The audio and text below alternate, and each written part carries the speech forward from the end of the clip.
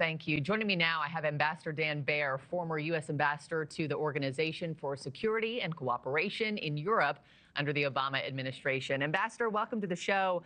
Just for starters, I mean, it's been a huge morning here. Your real-time thoughts about this Board of Peace and what you make of it.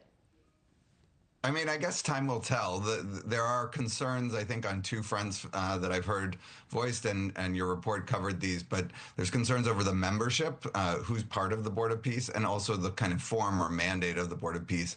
If you were going to have an organization that was, a small group of countries that were charted with making world peace happen, it's unclear that you would want some of those members who have signed up. They may be signing up more to cozy up to President Trump than because of their real heft on the world stage.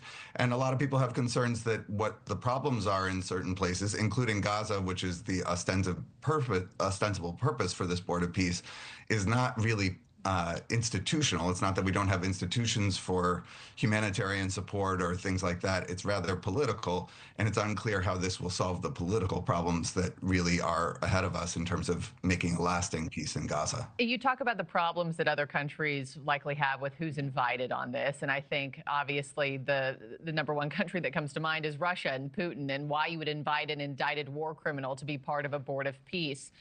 Is there any sort of strategy there that makes sense to you, why Trump would invite Russia to be part of this, that maybe I'm missing? It's not clear to me, but the president may have his own plan.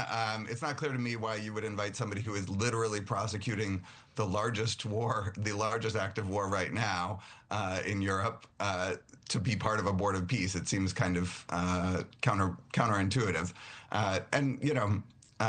Like I said, it seems like this might be actually a way for President Trump to convene countries around various issues. And he said that the first challenge that he wants to tackle is Gaza.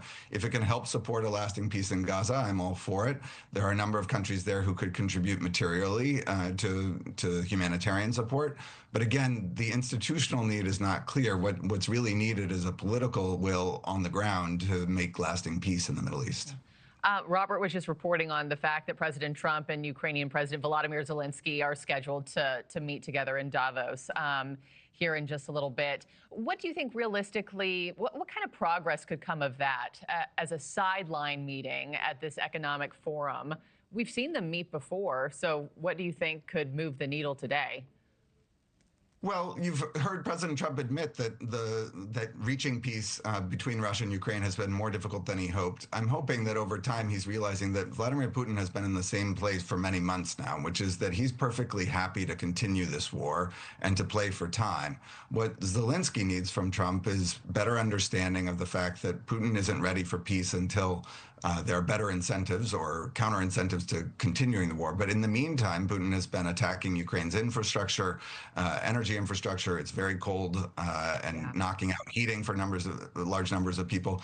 And so Putin needs better incentives to come to the table. Zelensky needs real-time support. He needs continued weapon support, and he needs clarity around the security guarantees that might make a peace deal stick. Yeah, we know that Putin's meeting with Special Envoy to the Middle East, Steve Witkoff, and also advisor and Trump's son-in-law, Jared Kushner, today.